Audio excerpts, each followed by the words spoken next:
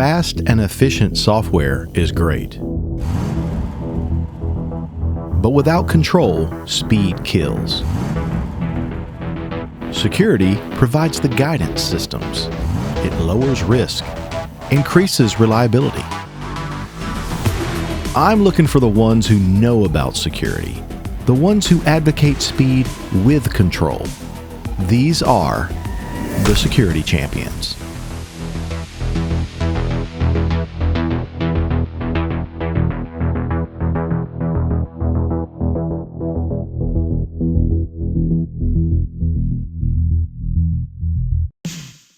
Welcome to another episode of The Security Champions, where we explore the latest trends and offer thought leadership in the ever-changing world of cybersecurity. I'm Scott Moore, your host. In today's world, artificial intelligence is revolutionizing every aspect of our lives, from the way we work to the way we interact with the world around us. However, like any powerful tool, can also be used for malicious purposes. Generative AI is a type of artificial intelligence that can create new content like text, images, and music. It's already being used today to create more productive workflows, create personalized experiences, and sometimes create fake news as well.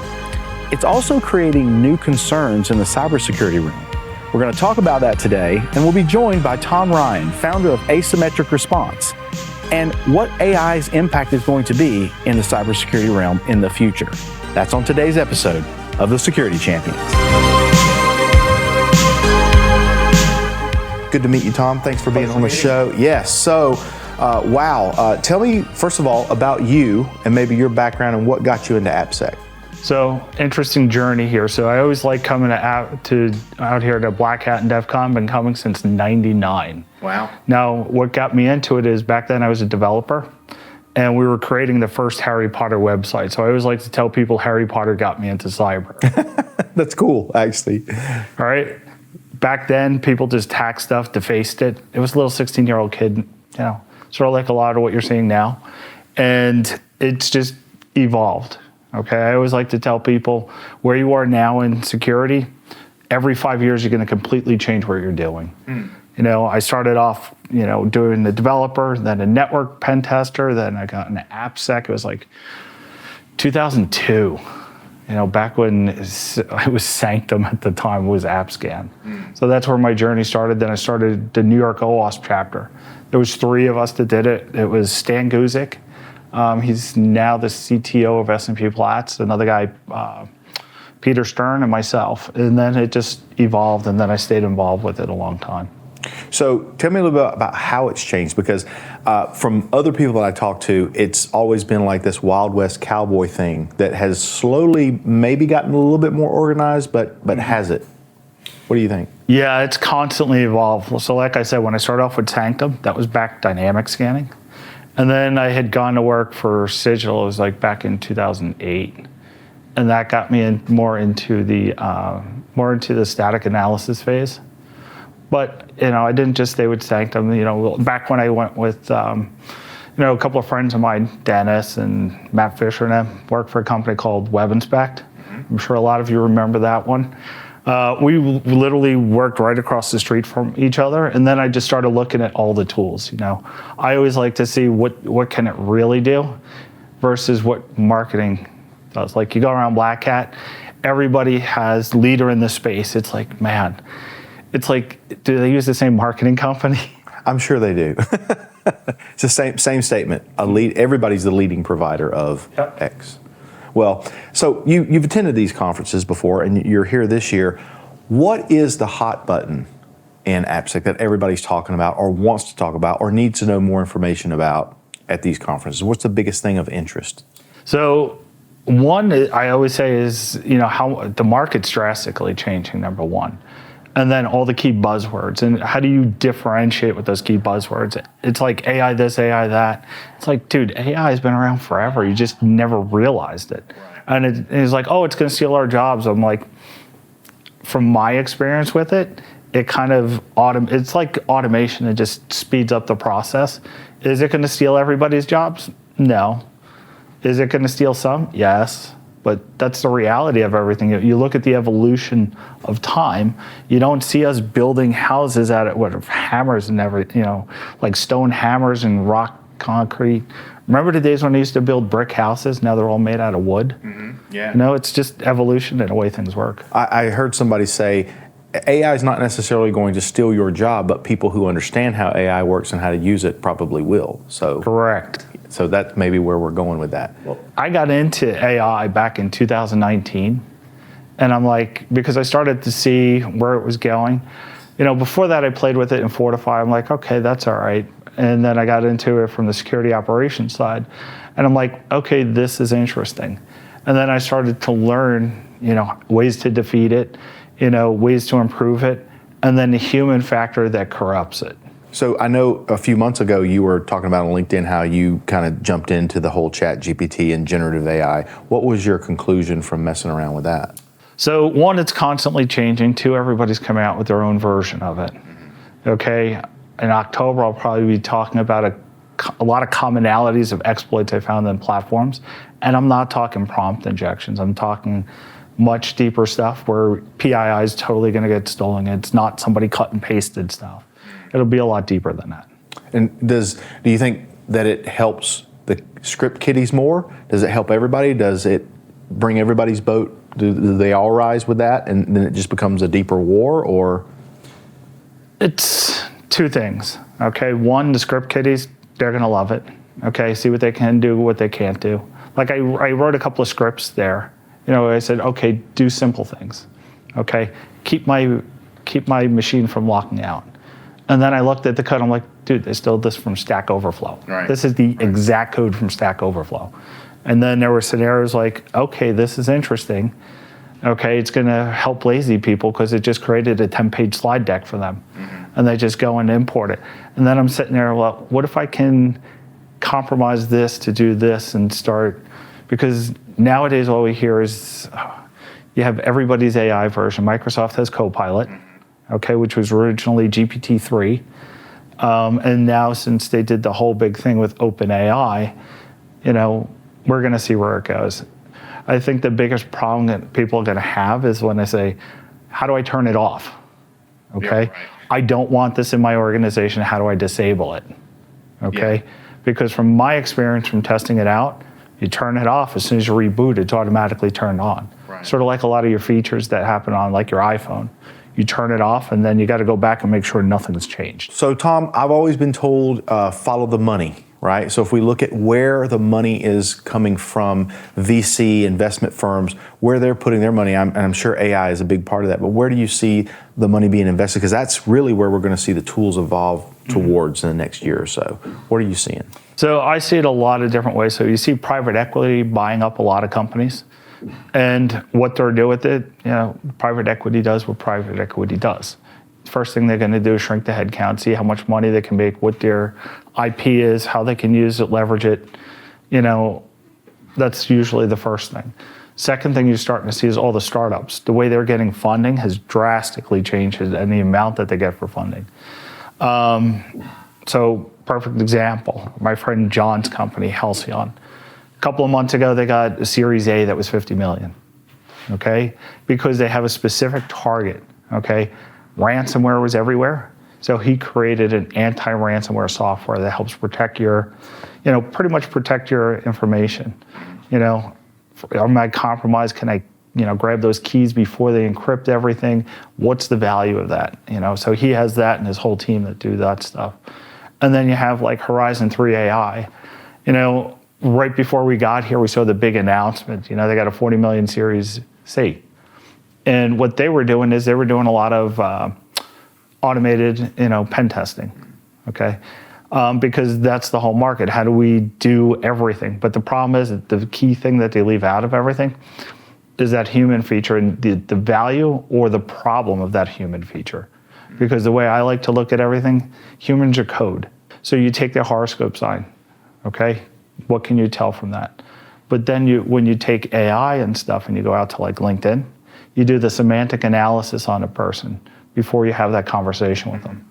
So that was a little trick I would always do. I'd always do a little test on it, profile the person before I went to meet them. This way I know the best way to approach them, what to joke about, different types of sports. And this all stemmed back from when I did the Robin Sage presentation back here in 2010. Showing the dangers of social media and your overexposure to social media. And did it work whenever you would meet somebody? Did it always work out?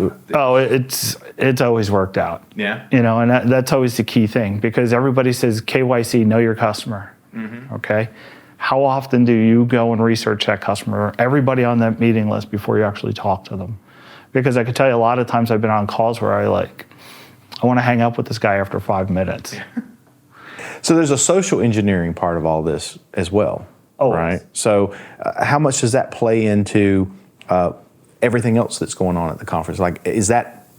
Should it be built into all the tools, all the products, or is that just a marketing thing people say? So I'll give you an example of this. My favorite quote was from Harry Houdini, which is ironic considering we're in Vegas and they have lots of magic shows. So his quote was, "What the eyes see and the ears hear and the mind believes." Okay? So when you turn around and break that down, it's the premise for marketing, deception, and sales. Okay? And also magic. But right. That's kind of the way it goes. And where you saw that at the conference, everybody is the leader of this. I saw at least 20 LinkedIn profiles that had posted about it already. They took pictures of all the vendor signs. It's like, do they use the same marketing company? Did they just recycle slides? So I saw that you posted something on social media not too long ago about protecting your identity, and specifically around protecting children's identity, mm-hmm. and how those are exposed. Can you talk a little bit about that and how you protect your identity and how bad that actually is as a problem? 20x. Okay, and how do you know that is you're starting to see lots of regulations on data collection, what they can collect, what they're doing with that data, because on the hacker side of things, they're stealing kids' identities, okay? And that's more like nation state stuff, so they can build out those personas of those people coming out later in time. Now, on the hacker side of things, they're taking those kids' identities and, like say you have a teenage daughter or teenage son, well, maybe they'll start opening up the credit lines for them because they have all that data, but they have no way of verifying, okay, this is that person. We need their verification first, okay? Everyone's like, oh, but, we'll send something to the parents. It's like, if they've been bypassing your parental controls since you're like 11 years old, do you really think that matters? Okay, because everybody wants to be out there. Everybody wants to be an influencer on TikTok, not realizing the amount of information that they're giving. And nowadays with cancel culture, I like to call this more focused on reputational risk management. Like people doxing you and things. Right, doxing you, but more, because think of how a lot of the people that have come out when they, doxing people, they're picking stuff up from 10 years ago that somebody posted. Mm-hmm. Because that's all that they can find. But now they're trying to destroy somebody for something they said 10 years ago. Half the time we don't even remember what we said. Right. So the name of your company is Asymmetrical Response, which is kind of unique. Why that name, and what do you do? Okay. Reason why I named it Asymmetric Response was because everybody likes to think everything's symmetric and fits in a perfect square box. It's not. Right. Okay, you look at the human body, nothing is symmetrical. Okay, you have especially one hand, with me. you have one hand bigger than the other, you have 1 foot bigger than the other, and it was just pretty much a physical design. Okay? And what it also determines is your mindset as to how you approach things. Okay? So everybody has these run books and playbooks says, oh, do it this way. It's like, no, don't do it this way. You have to do it in the business case, what's aligned with your business. In the personal place, it's more like, okay, I need to have this type of response, okay? You have the military, if we attack a military facility, a cyber attack on a military facility or on a power grid company, how quick do you think we're gonna respond to that? Probably within an hour. Yeah. Okay, and you won't hear about it on the news. Okay, but then you have the other scenario of what happens if there's a hostile takeover on your company. Okay, somebody's doing a hostile takeover, how do I approach this? Okay, do we do a slow and low approach and capture them doing bad things and then, do one way? Or do we retaliate in some way? Because back to the Harry Houdini quote, there's a way of doing it through the media and there's a way of remediating, and you could take it to law enforcement. I see. So tell me about some of the stuff that you've done, some of the stuff that you can talk about. So lots of things I can talk about. So a few things that, since we're at a casino, I'll bring this one up. So from the casino perspective, we had fun back in the days where we'd get pulled in on red teaming on taking over a casino. Scope of work would take 2 months. The reality of the way some of the stuff was set up then, 2 days. Wow. Okay? Because what's the thought process? What's the engineers? How are you gathering your information? And it's drastically changed the way you do stuff. So some of the things that we've started looking at is things more like pattern of life of people, all right? Because a lot of times people are going, okay, I think we have an insider threat. How do I determine that? Okay? Or other scenarios, we're hiring new people. What's the risk we're taking on by hiring this particular person? Mm-hmm. All right, because maybe it's a big mouth all over the internet. You don't know that as HR, but it's going to be a high enough level person in the company. It could drastically, if something goes wrong, it could impact the stock prices. Sure. And it sounds a lot like, is it like an Ocean's 11 type project where you got the guy and he's up there tapping into the wire and he's taking over the camera? It's probably a lot less glamorous than that. I'm glad you brought up cameras because cameras were always my favorite weak spot. Yeah. Okay, and that comes back to where we're going with asymmetric, because it's more like a combination of cyber and physical. Okay, because the biggest problem has always been, so you have your cybersecurity team. Okay, they could be total rock stars. They have the best CISO, good budget, everything else. But then you have your physical security team that has these, security components that they don't know about. Okay, because their chain of reporting is, all right, physical security reports to HR, which reports to facilities, then to HR. Mm-hmm. They have no clue of each other, and they're nowhere in the same reporting structure. Right. All right, and that becomes, because just like marketing is usually the biggest risk, because half the times from a security perspective, you don't know what marketing's spinning up. And if you don't know your assets or what they're spinning up, how do we know which information they're collecting? Like at this conference, you've seen it numerous times. The marketing information has been compromised of all people that go and get their badge swiped. Okay? And that could be done through an API hack. Okay? So marketing spun it up, but did anybody do a security assessment on the stuff that they're using? Or it could be a third party and they didn't do an assessment. If I keep talking to you, I'm never going to want to go to a conference again. I'm just going to want to stay home. That's why I have a Faraday bag. Yeah, there you go. Even a Faraday wallet. Yeah, actually I do have one of those, so don't think about doing that. No, this is fascinating. Thank you so much for being on the podcast today. This is great. So I hope you found this episode eye-opening and thought-provoking. As you can see, AI is a double-edged sword in cybersecurity that can both protect us and harm us in the digital realm. And the insights shared by Tom show us the minds of both security professionals and hackers alike, and it's going to be a powerful tool in both of their toolboxes. It's a rapidly evolving landscape, and those who are designated to protect us in the digital realm will have to remain vigilant to keep up with the latest threats. But rest assured, the security champions will be there on the forefront to keep you updated with the latest insights as AI reshapes the cybersecurity industry. Scott Moore, thanks for joining us today.